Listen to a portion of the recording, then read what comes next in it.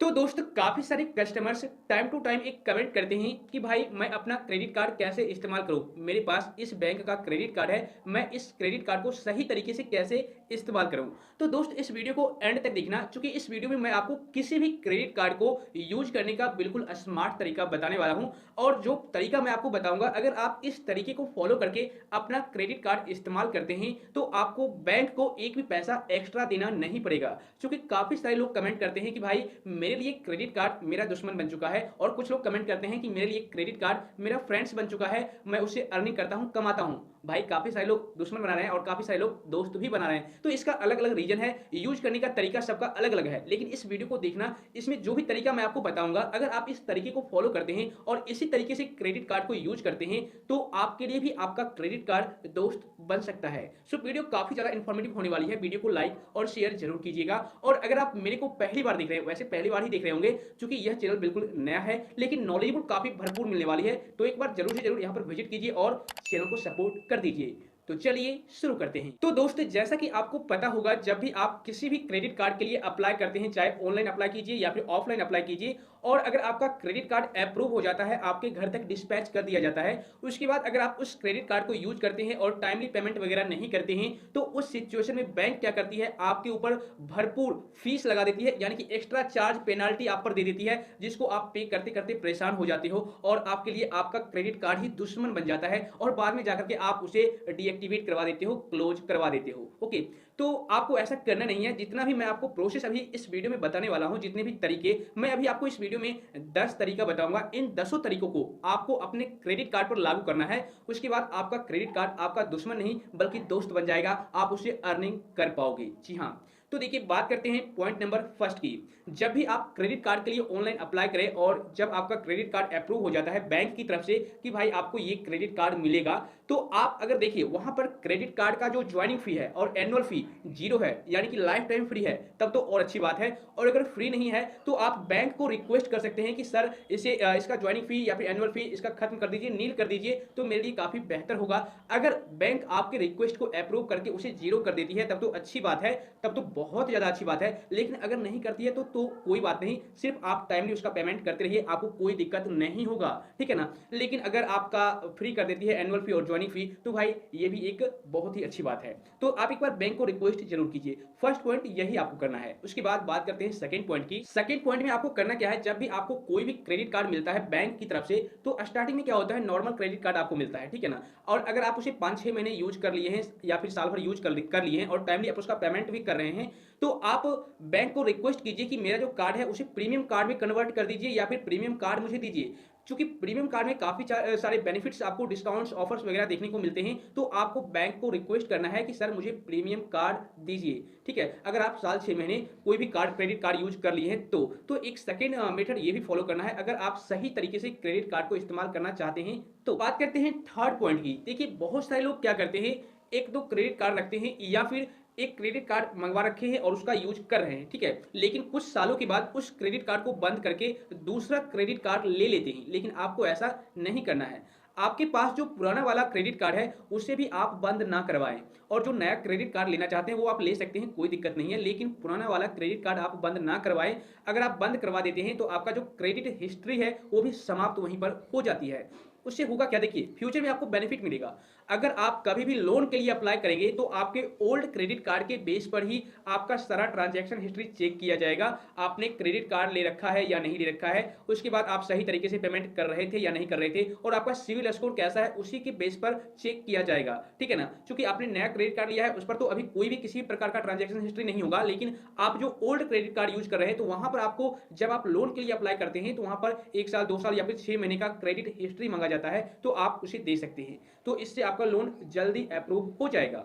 वहीं पर अब आप कहेंगे कि भाई अगर मैं क्रेडिट कार्ड को इस्तेमाल ही नहीं करूंगा, ओल्ड वाले क्रेडिट कार्ड को, फिर भी हमें वहां पर एनुअल फी देना ही पड़ेगा। तो भाई यहां पर आप बैंक को रिक्वेस्ट कर सकते हैं कि सर आप इसका जो फीस है माफ कर दीजिए, इसको लाइफ टाइम के लिए फ्री कर दीजिए। क्योंकि अब मैं नए क्रेडिट कार्ड को इस्तेमाल करता हूं तो हो सकता है बैंक आपके उस चार्ज को माफ कर दे और लाइफ टाइम फ्री कर दे। ओके, तो आप लोग इसको भी इसी तरीके से यूज कीजिएगा, क्रेडिट कार्ड को कभी भी बंद नहीं करवाइएगा। अब बात करते हैं नेक्स्ट पॉइंट की। देखिए काफी सारे कार्ड जो होते हैं ना, उस पे आपको रिवार्ड पॉइंट मिलते हैं, कैशबैक वगैरह मिलते हैं, ठीक है।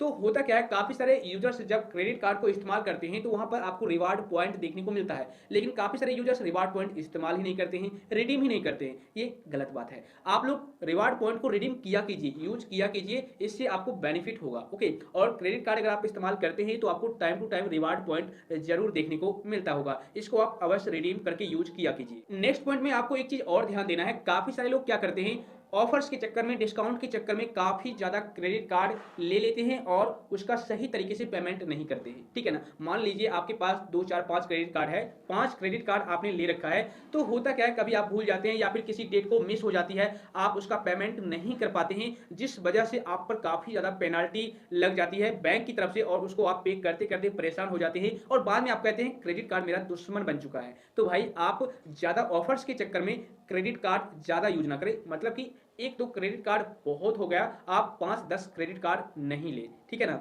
एक या फिर 2 मैक्सिमम आप रख सकते हैं, इससे ज्यादा आप नहीं रखें, ओके। तो ये कुछ पॉइंट थे जो आपको हमेशा ध्यान रखना चाहिए।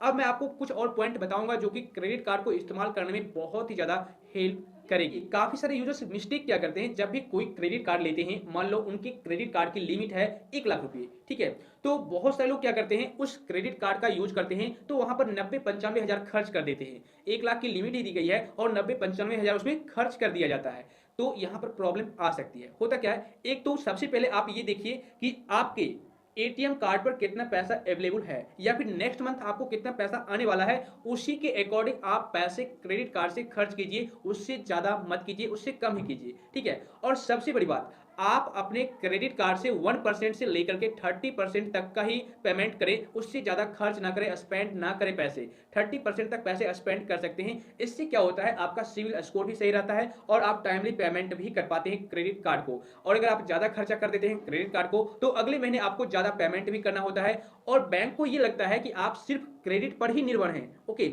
मतलब कि आपका लाइफ ही क्रेडिट पर निर्भर है, तो भाई इस पे प्रॉब्लम आ जाती है, आपका सिविल स्कोर भी खराब हो जाता है। इसलिए मैं आपको सजेस्ट करूंगा कि आप 1% से लेकर के 30% तक ही स्पेंड करें अपने क्रेडिट कार्ड से, और अगर आप उससे ज्यादा यूज करना चाहते हैं तो आप बैंक को रिक्वेस्ट करके अपने क्रेडिट कार्ड की लिमिट जो है इंक्रीज करवा ले, और लिमिट जब इंक्रीज हो जाएगी तो 30% में ही अमाउंट आपको ज्यादा खर्च करने के लिए मिल जाएगा। तो एक काम आप ये जरूर कीजिए।